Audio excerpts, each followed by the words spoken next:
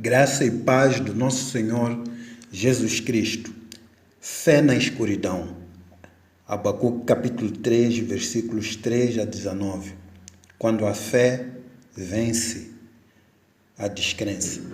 Nossa última reflexão num texto da palavra do Senhor, relativamente no livro de Abacuque.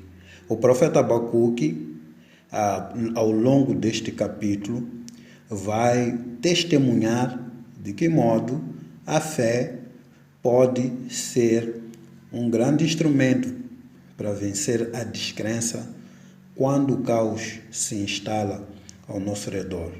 Em primeiro lugar, o profeta vai nos ensinar que a visão dos gloriosos feitos de Deus no passado ajuda-nos a enfrentar o presente. A visão dos gloriosos feitos de Deus no passado ajuda-nos a enfrentar o presente. O profeta busca no passado as raízes para afirmar sua confiança no presente. Ele faz uma viagem na história da redenção para buscar forças a fim de enfrentar as crises políticas que encurralam seu país. A história, muitas vezes, é o palco da revelação de Deus. Abacuque quer dizer, neste cântico, que Deus ainda é o mesmo. Com o seu cântico do capítulo 3, o profeta quer animar e consolar aqueles que são fiéis. Os crentes devem esperar e confiar no Senhor. Tendo realizado o Senhor a redenção do seu povo nos dias de Moisés, nos dias dos juízes, voltará a fazê-lo também na crise atual que nós enfrentamos. E o texto, nos versículos iniciais, diz o seguinte, versículos 3 a 5, Vejo Deus atravessar os desertos vindo de Edom, o santo vem do monte Parã. Seu esplendor envolve os céus e a terra se enche de louvor. Sua vinda é radiante como o nascer do sol. Raios de luz saem de suas mãos, onde está escondido seu poder. A peste marcha diante dele e a praga vem logo atrás. E o texto avança no versículo 6, ainda a falar da glória de Deus. Quando ele para, a terra estremece. Quando ele olha, as nações tremem. É Deus, é Ele, é o Senhor soberano da história. É Ele que derruba os montes perpétuos e arrasa as colinas antigas. Dele são os caminhos eternos. Vejo o povo de Cusã em aflição e a nação de Midian treme de terror diante dessa glória do Senhor. Versículo 8 diz, Foi com ira, Senhor, que feriste os rios e dividiste o mar. Estavas furioso com eles? Não. Vinhas em tuas carruagens vitoriosas. Se os irmãos prestarem atenção, este verso faz menção à libertação do povo de Israel quando saía do Egito, atravessando o Mar Vermelho. Portanto, o profeta tem lembranças dos gloriosos feitos de Deus no passado. E essas lembranças o ajudam a enfrentar o presente. Versículo 9. Pegaste teu arco e tua aljava cheia de flechas e dividiste a terra com rios. Os montes viram e tremeram e as águas avançaram com violência. O grande abismo clamou e levantou bem alto as mãos. O sol e a lua pararam no céu, enquanto tuas flechas brilhantes voavam e tua lança reluzente faiscava. Marchaste pela terra com ira e furioso pisaste as nações. Deus é soberano. Ele é o guerreiro. Ele é quem peleja pelo seu povo. As descrições são militares. É de um Deus que sai para resgatar o seu povo, segundo o versículo 13, para libertar teus ungidos. Esmagaste a cabeça dos perversos e os descobriste até os ossos. Com tuas armas destruíste o líder dos que avançavam como um vendaval, pensando que o povo fosse presa fácil. Marchaste sobre o mar com teus cavalos e as águas poderosas se agitaram. Que imagem gloriosa a respeito de quem Deus é. Um Deus que triunfa pelos caminhos da história. Um Deus cuja nenhuma força pode derrotar. Nenhuma força na terra pode acabar com o povo de Deus, porque o Senhor é o seu vencedor. Apesar dele disciplinar o seu povo, ele também restaura. O mesmo que faz a ferida também opera a cura. E ele destrói todos aqueles que, por alguma razão, tentam destruir o seu povo. Esse é o cântico do profeta. E o profeta termina ainda com um tom mais vibrante. E nesse tom mais vibrante nós encontraremos aqui a nossa segunda linha de reflexão. A canção de triunfo no meio da dor é um testemunho vibrante da nossa fé. A canção de triunfo no meio da dor é um testemunho vibrante da nossa fé. Presta atenção aos versículos 16 em diante. O profeta diz que estremeci por dentro quando ouvi isso. Meus lábios tremeram de medo, minhas pernas vacilaram e tremi de terror. Esperei em silêncio pelo dia em que a calamidade virá sobre nossos invasores. A canção de triunfo no meio da dor é um testemunho vibrante da nossa fé. E o profeta confiava totalmente na soberania de Deus, a ponto de aceitar todas as circunstâncias da sua vida como sendo dentro da boa e perfeita vontade de Deus para ele. Se Abacuque tivesse dependido dos seus sentimentos, jamais teria escrito essa magnífica confissão. Ao olhar para o futuro, Abacuque viu a nação rumando para a destruição. Quando ele olhou para dentro de si, ele viu-se tremendo de medo. Ao olhar ao seu redor, ele viu todo o sistema prestes a se desintegrar. Contudo, quando pela fé o profeta olha para o alto, ele vê Deus assentado no alto sublime trono, vê Deus como aquele que é soberano, controlando todos os caminhos da história. Isso também pode acontecer conosco. Se nós, irmãos, olharmos para dentro de nós, havemos de encontrar apenas medo. Se olharmos ao nosso redor, havemos de perceber que esse sistema está a desintegrar, que o mundo está a acabar, que as coisas estão a se desfazer. Somos convidados a olhar não para dentro, nem para o lado, fora de nós, mas para cima, porque é de lá onde vem o nosso socorro. E olhar para cima significa efetivamente viver pela fé, andar pela fé. Significa concentrar-se na grandeza e na glória de Deus e não na fraqueza humana.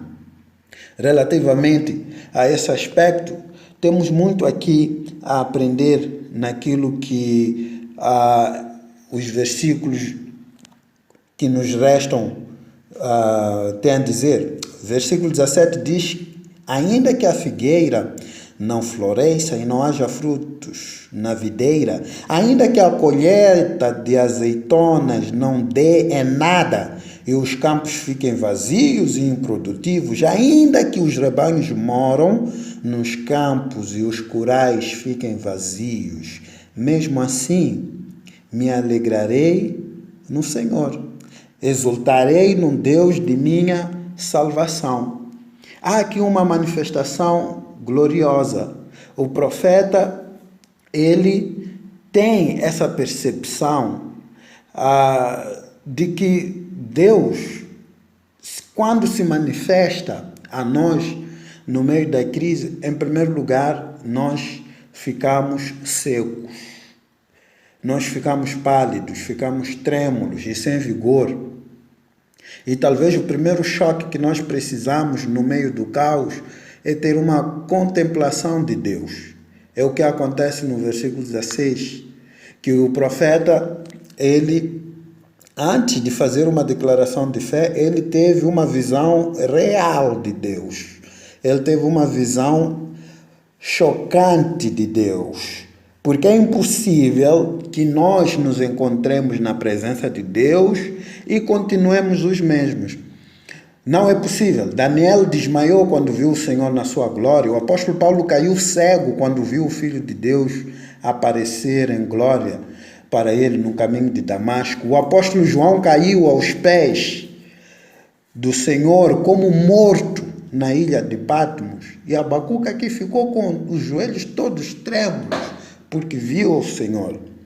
E refletindo na mensagem do domingo passado, ele disse que nós precisamos desse avivamento, dessa visão encantada da grandeza de Deus. Precisamos de uma visão profunda, de uma visão grandiosa, gloriosa de quem Deus é, para que de fato possamos perder o medo e a fé possa vencer a nossa descrença.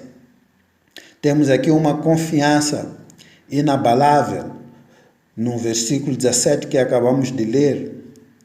O povo de Judá dependia muito da agricultura. Por isso o profeta ele vai dizer no versículo 17 que ainda que a figueira não floresça e não haja frutos na videira, ainda que a colheita de azeitonas não dê, é nada, e os campos fiquem vazios e improdutivos, ainda que os rebanhos moram nos campos e os corais fiquem vazios, mesmo assim me alegrarei no Senhor, exaltarei no Deus de minha salvação. Ele recorre a um contexto agrícola em que ele estava inserido. O povo de Judá dependia da agricultura para sobreviver. Os recursos financeiros vinham das lavouras e dos rebanhos. A maior parte do sustento do profeta vinha de figos, uvas, azeitonas e outros produtos da oliveira, bem como da criação de ovelhas, cabras e gado. Embora essas fontes possam de alguma forma esgotar-se, o salmista vê que em última instância a sua própria existência não depende delas, mas depende de Deus. A fonte é Deus, o provedor é Yahvé. Ainda que a figueira não floresça nem haja fruto na vida, é uma confissão de fé. Os recursos da terra podem falhar, mas Deus jamais falhará. Como Jó, Abacuque estava pronto a perder tudo, menos sua fé no Senhor.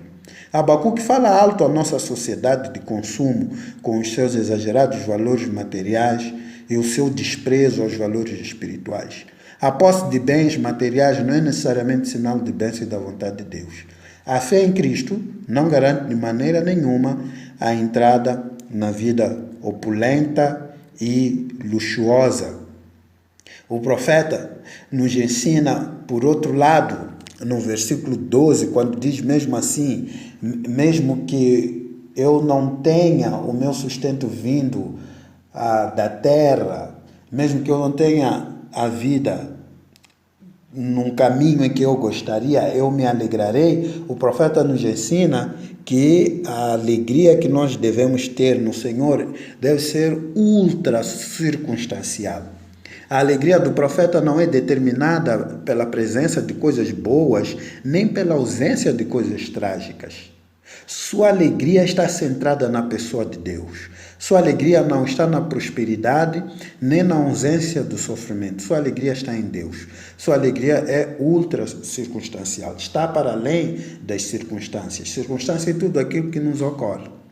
Através dos séculos, muitos homens de Deus, em períodos de perseguição e sofrimento, acharam conforto e profunda alegria espiritual nessas palavras do profeta Abacuque, de modo que o seu livro é mais conhecido por esses dois versículos, 17 e 18. Espero que o irmão também encontre a mesma alegria ao ler e refletir nessas palavras.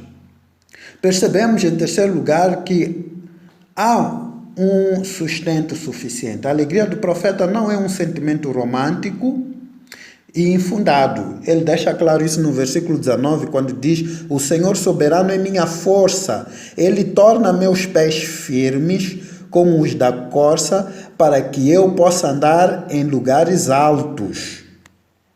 O fundamento da sua alegria está em Deus. E ele tem razões sobejas para se alegrar. Abacuque, ele começa deprimido e em dúvida quanto à retidão e à justiça de Deus. Nós vimos isso no capítulo 1, mas ele termina com alegre confiança na providência e no poder sustentador de Deus. Nessa mesma linha de pensamento, podemos observar que a perplexidade que esmagava o profeta no princípio do livro, ela desapareceu, porque em Deus encontrou a resposta suficiente para todos os seus problemas. Ele passou a confiar em Deus e passou a descansar somente nele. E ele nos oferece, nessas palavras, duas coisas essenciais. Primeiro, estabilidade e segurança. Deus é a nossa fortaleza, Ele é o nosso alto refúgio, Ele é a nossa torre de livramento. Nenhum perigo pode nos alcançar quando estamos refugiados em Deus. Ninguém pode nos arrancar dos braços de Jesus. Nenhuma pessoa ou circunstância pode nos afastar do amor de Deus que está em Cristo Jesus. Mas também o profeta fala de celeridade e firmeza. O Senhor não apenas firma os nossos joelhos vacilantes, mas nos dá também celeridade.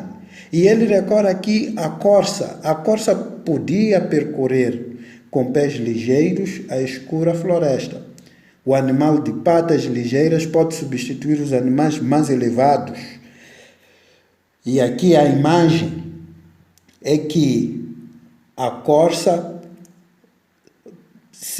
a imagem que ele nos traz é que a corça simboliza essa força, a firmeza dos passos, que dá a beleza e a alegria de viver, que o Senhor não apenas tirou o profeta do vale da angústia, mas o fez andar em pontos altos, com firmeza. E quando de facto estamos cansados, vacilantes, tudo que nós precisamos é de firmeza. Para terminar, no nosso refletir e praticar, 3 coisas que gostava de deixar para o seu coração. Em primeiro lugar, quando tudo parece perdido, com Deus ainda não está perdido. Qualquer analista político que olhasse a situação vivenciada por Abacuque lavraria uma sentença de morte ao pequeno reino de Judá. A Babilônia era a dona do mundo, a detentora de um poder irresistível e de uma crueldade indescritível. Judá seria esmagada impiedosamente e suas ruas seriam pisadas pelos seus opressores sem que houvesse qualquer resistência. Mas o forte se torna fraco e o fraco é revestido de força. A Babilônia caiu e Judá foi restaurada. Nenhum poder político ou econômico pode frustrar os desígnios de Deus. O plano de Deus prevalece ainda que toda a terra se levante contra ele. Seguir as pegadas de Deus Todo-Poderoso é o segredo de uma vida triunfante. Quando tudo parece perdido, em Deus ainda não está perdido. Em segundo lugar, quando chegamos no final dos nossos recursos, os recursos de Deus ainda estão disponíveis. A crise é um tempo de oportunidade. Abacuque não sucumbiu diante da aterradora situação, mas subiu à torre de vigia e ele clamou por um avivamento. Ao meditar sobre a pessoa de Deus e sobre os efeitos divinos, recobrou ânimo e pôs-se a cantar. E a verdade acerca de Deus e dos seus gloriosos feitos é o que nos dá força, é o que nos dá oxigênio para a alma e nos fortalece para a caminhada. Quando os recursos da terra acabam, os celeiros dos céus continuam abarrotados. Quando a força do braço humano entra em colapso, o braço onipotente de Deus sai em defesa do seu povo. A fé em Deus, queridos irmãos, não é uma fuga dos problemas, mas é a única maneira sensata de enfrentá-las vitoriosamente. Por isso, lembra sempre, quando chegamos no final dos nossos recursos, os recursos de Deus ainda estão disponíveis. Para terminar, abrigue no seu coração e guarde no seu coração. Quando a crise nos encurrala, precisamos olhar para o alto. Quando Abacuque subiu à torre de vigia, quando ele subiu a Deus em oração, ele ouviu Deus e falou com Deus. A palavra de Deus lhe trouxe consolo e direção. E a oração lhe encheu a alma de esperança e alegria diante da tragédia. Se olharmos para baixo, ficaremos desolados. Se olharmos ao redor para avaliarmos as circunstâncias, ficaremos estarrecidos. Contudo, se olharmos para o alto, encontraremos vitória. Quando a crise nos encurrala, precisamos olhar para o alto. Que o Senhor abençoe o seu coração, encha de força, de fé, que vence a descrença. Em nome de Jesus Cristo. Amém.